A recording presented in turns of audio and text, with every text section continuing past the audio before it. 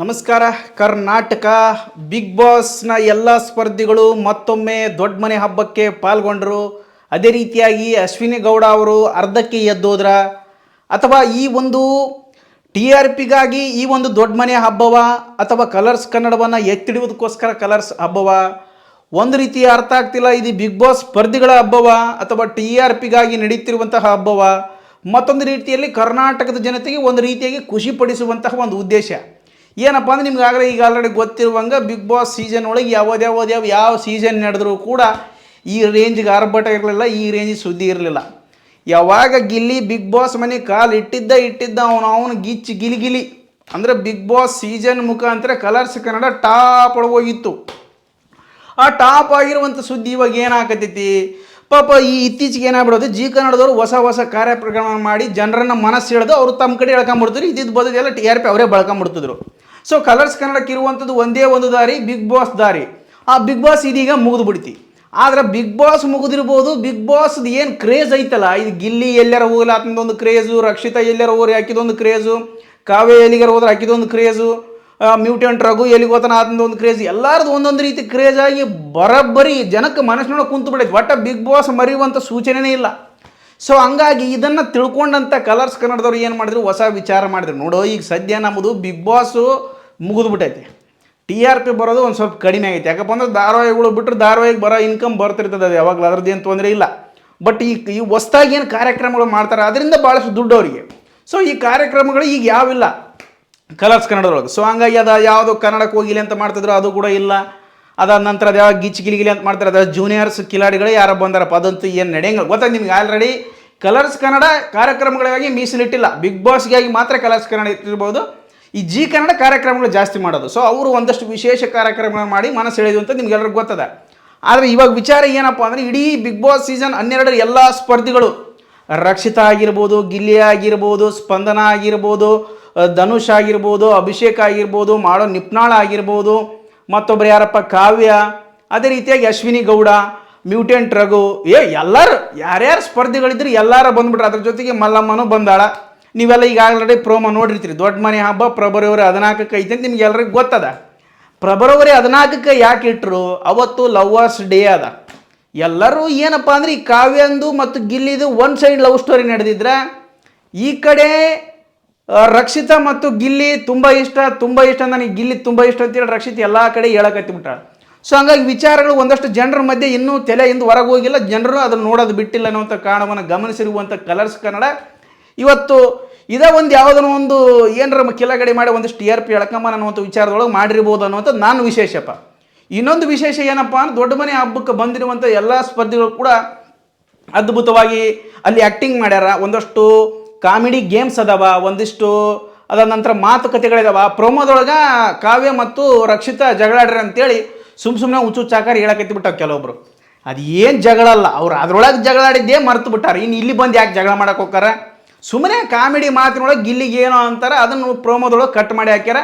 ಇದನ್ನು ಈಗ ದೊಡ್ಡ ಮನೆ ಹಬ್ಬದಲ್ಲೂ ಕೂಡ ಕಾವ್ಯ ರಕ್ಷಿತಾ ಭಾರೀ ಜಗಳ ಅಂತ ಹಾಕಿಬಿಟ್ಟಾರ.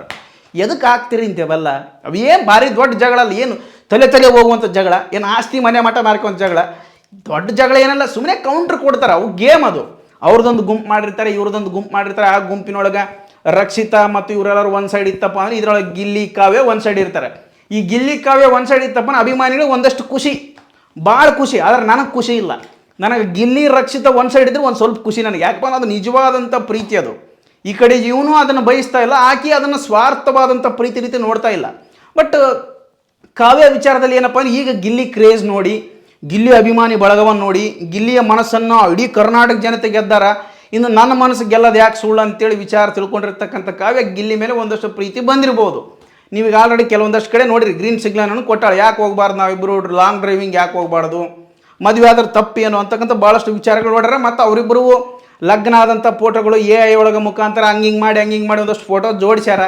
ಭಾಳ ವಿಚಾರ ನಡೆದವ, ಅದ್ರ ಬಗ್ಗೆ ಚರ್ಚೆ ಬೇಡ. ಒಟ್ಟು ನಿಮಗೆ ಎಲ್ಲರಿಗೂ ಖುಷಿ ಪಡಿಸುವಂಗೆ ಮತ್ತು ಬಿಗ್ ಬಾಸ್ ಸ್ಪರ್ಧಿಗಳು ಎಲ್ಲರೂ ಒಮ್ಮೆ ಸಿಗುವಂಗೆ ಈಗ ದೊಡ್ಡ ಮನೆ ಹಬ್ಬ ಅಂತೇಳಿ ಮಾಡಾಕತ್ತಾರ. ಫೆಬ್ರವರಿ 14ಕ್ಕೆ ಬರಾಕತ್ತೈತಿ ಕಲರ್ಸ್ ಕನ್ನಡದೊಳಗೆ. ಅದ್ರ ಸಂಪೂರ್ಣ ಟಿ ಆರ್ ಪಿ ಕೂಡ ಕಲರ್ಸ್ ಕನ್ನಡದವ್ರು ಕೊಟ್ಟಿರ್ತಾರೆ. ಇವರೆಲ್ಲರಿಗೂ ಒಂದಷ್ಟು ಪೇಮೆಂಟ್ ಕೊಟ್ಟಿರ್ತಾರೆ. ಯಾಕಪ್ಪ ಇವರು ಭಾಳ ಬ್ಯುಸಿ ಇದ್ದರು, ಭಾಳ ಅತ್ಯಂತ ಬ್ಯುಸಿ ಇರುವಂಥದ್ದು ಗಿಲ್ಲಿ ಮತ್ತು ರಕ್ಷಿತಾ. ಅವರಿಬ್ಬರು ಕೂಡ ಬಂದುಬಿಟ್ರೆ ಅವರಿಬ್ಬರೇ ಮೇನ್ ಟಾರ್ಗೆಟ್ ಇವರಿಗೆ. TRP ಬರಬೇಕಪ್ಪ ಅಂತಾನೆ ಗಿಲ್ಲಿ ಮತ್ತು ರಕ್ಷಿತಾ ಕಂಪಲ್ಸರಿಯಾಗಿ ಬರಬೇಕು. ಗಿಲ್ಲಿ ಬಂದನಪ್ಪ ಅಂದ್ರೆ ಕಾವ್ಯ ಕಂಪಲ್ಸರಿಯಾಗಿ ಬರಬೇಕು. ರಕ್ಷಿತಾ ಬಂದಳಪ್ಪ ಅಂದ್ರೆ ಮ್ಯೂಟೆಂಟ್ರಿಗೆ ಕಂಪಲ್ಸರಿ ಬರಬೇಕು. ಇವು 4 ಜನ ಏನಾರ ಇತ್ತಪ್ಪ ಎದ್ದು ಬಿಡ್ತಿ ಪಟ ಕಲರ್ಸ್ ಕನ್ನಡದು. ಸೊ ಆ ರೇಂಜಿಗೆ ಹೊಂಟು ಬಿಟ್ಟೈತೆ. ಇದ್ರ ಬಗ್ಗೆ ಚರ್ಚೆ ಮಾಡ್ತಕ್ಕಂಥದ್ದು ಭಾಳ ವಿಷಯ. ಮತ್ತೊಂದು ವಿಷಯ ಏನಪ್ಪ ಅಂತಂದ್ರೆ ಈ ಗಿಲ್ಲಿದು ಡ್ಯಾನ್ಸು ಭಾರಿ ಮಾಡ್ಯಾನಂತ ಇದ್ರೊಳಗೆ. ಪ್ರೋಮೋದೊಳಗೆ ನೋಡಿದಂಗೆ ಭಾರಿ ಡ್ಯಾನ್ಸ್ ಮಾಡ್ಯಾನಂತಕ್ಕಂಥದ್ದು ಎಲ್ಲಿ ಸುದ್ದಿ ಹೋಗ್ಬಿಟ್ಟು ಮತ್ತೆ ಕೌಂಟ್ರ್ ಮೇಲೆ ಕೌಂಟ್ರು. ಅದು ಹಳೆ ಚಾಳಿ ಅಂದ್ರೆ ಅವು ಹೆಂಗಿದ್ದ ಬಿಗ್ ಬಾಸ್ನೊಳಗೆ ಅದನ್ನೇ ಮತ್ತೆ ತೋರಿಸ್ಯಾನ. ಮತ್ತು ಆತನ ಪ್ರೋಮೋ ಜಾಸ್ತಿ ಫೋಕಸ್ ಮಾಡ್ಯಾರ. ಆತ ಒಂದಷ್ಟು ಭಾಳ ಟೈಮ್ ಕೊಟ್ಟಾರ ಗಿಲ್ಲಿಗೂ ಮತ್ತು ಕಾವ್ಯಾಗೂ ಮತ್ತು ರಕ್ಷಿತಾಗೂ ಭಾಳ ಟೈಮ್ ಕೊಟ್ಟಾರ ಅಂತೇಳಿ ಭಾಳ ರೊಚ್ಚಿಗಿದ್ದಿರುವಂಥ ಅಶ್ವಿನಿ ಗೌಡ ಅವರು ಹೊರಗೆ ಬಂದರು ಅಂತಕ್ಕಂಥ ಸುದ್ದಿ ಹೊರಗೆ ಬರಕತ್ತೈತೆ. ಆಕಿದ ಕೆಲಸ ಏನಿತ್ತೋ ಏನು ಕತೆ ನನಗೆ ಅನ್ನಿಸ್ತೈತಿ ಕೆಲಸ ಇದ್ದಿರ್ಬೋದು. ಇನ್ನೊಂದು ಕಡೆ ಏಳಿಗೆನ ಸಹಿಸೋಕ್ಕಾಗಲ್ಲ. ಆಮೇಲೆ ಕಲರ್ಸ್ ಕನ್ನಡದವರು ಈ ರೀತಿಯಾಗಿ ನೀವು ಕಾಮಿಡಿ ಮಾಡಿದವ್ರಿಗೆ ಕಪ್ ಕೊಡಂಗಿತ್ತಪ್ಪ ನಮ್ಮನೆ ಯಾಕೆ ಗೆಣಸ್ಕೆರೆ ಕರೆಸಿದ್ರೇನೆ ಅಂತೇಳಿ ಹಿಂದಕ್ಕೊಮ್ಮೆ ಕೌಂಟ್ರ್ ಕೊಟ್ಟಿದ್ರು ಅಶ್ವಿನಿ ಗೌಡ ಅವರು. ಸೊ ಹಂಗಾಗಿ ಅದ್ರ ಬಗ್ಗೆ ಏನು ಚರ್ಚೆ ಬೇಡ. ನಿಮ್ಗೆ ಅವ್ರ ಬುದ್ಧಿ ಗೊತ್ತದಾದ. ಅವ್ರು ಅರ್ಧ ಕರೆ ಎದ್ದು ಬರಲಿ, ಪೂರ ಮುಗಿದ ಮರಕರೆ ಎದ್ದು ಹೋಗಲಿ, ಇಲ್ಲ ಪೂರ್ತಿ ಮುಗಿಯೋವರೆಗೆ ಇರಲಿ, ಏನು ಲಾಭ ಇಲ್ಲ ಅದರಿಂದ. ಇಲ್ಲಿ ಗಿಲ್ಲಿ ಕ್ರೇಜ್ ಭಾಳ ಅದ. ಗಿಲ್ಲಿಗೆ ಇರುವಂಥ ಅಭಿಮಾನಿ ಬಳಗ ಮತ್ತೊಬ್ಬರಿಗೆ ಯಾರ್ಯಾರಿಗೆ ಇಲ್ಲ ಕರ್ನಾಟಕದೊಳಗೆ. ಅದ್ರ ಬಗ್ಗೆ ಚರ್ಚೆನೇ ಬೇಡ, 2 ಮಾತು ಬೇಡ. ಆದರೂ ಮತ್ತು ಈ ಪ್ರೋಮಾದಲ್ಲಿ ಗಿಲ್ಲಿದ್ದೇ ಅಬ್ಬರಿಸಿ ಬೊಬ್ಬೆರೆದು ಬಿಟ್ಟಾನೆ ಗಿಲ್ಲಿ, ನಿಮ್ಗೆಲ್ಲರಿಗೂ ಗೊತ್ತಿರುವಂಗೆ. ಸೊ ಹಂಗಾಗಿ ಈ ವಿಚಾರವನ್ನು ನಾವು ಇಲ್ಲಿಗೆ ಕೈ ಬಿಡೋಣ. ಮತ್ತು ಬಿಗ್ ಬಾಸ್ ಒಂದು ಖುಷಿ ಪಡೋಕ್ಕೋಸ್ಕರ ನಿಮ್ಗೆ ಅಭಿಮಾನಿಗಳಿಗೋಸ್ಕರ ಮತ್ತೊಮ್ಮೆ ಬಿಗ್ ಬಾಸ್ ಸ್ಪರ್ಧಿಗಳು ಎಲ್ಲರೂ ಕೂಡ ಬರಾಕತ್ತಾರೆ. ನಿಮಗೋಸ್ಕರ ರಂಜನೆ ಮಾಡಕಚ್ಚಾರ. ಒಂದಷ್ಟು ಕಾಮಿಡಿ ಗೇಮ್ಸ್ ಇರ್ತಾವೆ, ಒಂದಷ್ಟು ಹಗ್ಗ ಜಗ್ಗಾಟ ಅಥವಾ ಇನ್ನೇನೋ ನಿಮ್ಗೆ ಗೊತ್ತದ. ಕಲರ್ಸ್ ಕನ್ನಡದ್ರು ಖಾಲಿ ಕುಂದ್ರಲಾರ್ದು ಏನಾರ ಮಾಡ್ತಿರ್ತಾರೆ. ಅವೆಲ್ಲ ವಿಷಯಗಳು ಕೂಡ ನಿಮಗೆ ಗೊತ್ತಿರುವಂಥ ವಿಚಾರ. ಮತ್ತು ಇದ್ರ ಬಗ್ಗೆ ಏನಪ್ಪ ಚರ್ಚೆ ಅಂತಂದ್ರೆ ಈಗ ಕನಕಪುರದಲ್ಲಿ ಅಥವಾ ಕನಕರಾಯ್ ಚನ್ನರಾಯ ಪಟ್ಟಣದಲ್ಲಿ ಗಿಲ್ಲಿ ಭಾಳ ಕ್ರೇಜ್ ಬಂದ್ಬಿಡುತ್ತೆ. ಆತ ಕೂಡ ಒಂದು ಯಾವುದೋ ಶೋ ಓಪನಿಂಗ್ ಹೋಗಿದ್ದಂತ ಅಲ್ಲಿ ಒಂದಷ್ಟು ಜನಸಾಗರ ಅಭಿಮಾನಿ ಬಳಗ ಎಲ್ಲವೂ ಕೂಡ ರೊಚ್ಚಿಗೆದ್ದು ಅಲ್ಲಿ ಪೊಲೀಸರು ಕೂಡ ಹರಸಾಹಸವನ್ನು ಪಡಬೇಕಾಯ್ತು. ಮತ್ತು ನಿಮ್ಗೆಲ್ಲರಿಗೂ ಗೊತ್ತಿರುವಂಗೆ ಗಿಲ್ಲಿದಂತೂ ಈಗ ಸದ್ಯಕ್ಕೆ ನಿಲ್ಲ ಕಾಣವಲ್ತು ಅರ್ಬಟ. ಎಲ್ಲರೂ ಕೂಡ ಕಲರ್ಸ್ ಕನ್ನಡದೊಳಗೆ ಮತ್ತೊಮ್ಮೆ ಬಂದನ. ಈ ಕಾಂಟ್ರವರ್ಸಿ ಹಾಕಚ್ಚೈತೆ. ಸರ್ಕಾರಿ ಶಾಲೆ H8 ಎನ್ನುವಂಥ ಸಿನಿಮಾದ ಮುಖಾಂತರ ಕಾಂಟ್ರವರ್ಸಿ ಒಳಗೆ ಅದನ್ನು ಗಿಲ್ಲಿ ಬಿಗ್ ಬಾಸ್ ಮುಗಿದ ನಂತರ ಆತನ ವಿರುದ್ಧ ಒಂದು ಫಿಲ್ಮ್ ಚೇಂಬರ್ಗೂ ಕೇಸ್ ಕೊಟ್ಟಿದ್ದು ಕೂಡ ನಿಮ್ಗೆ ಎಲ್ಲರಿಗೂ ಗೊತ್ತದ. ಆದರೆ ಇವತ್ತು ಹೊಸ ವಿಚಾರ ಏನಪ್ಪ ಅಂತಂದ್ರೆ ಇಲ್ಲಿಗೆ ಈ ವಿಡಿಯೋವನ್ನು ಮುಗಿಸಕತ್ತೀನಿ. ಎಲ್ಲರಿಗೂ ಕೂಡ ತುಂಬ ಧನ್ಯವಾದಗಳು.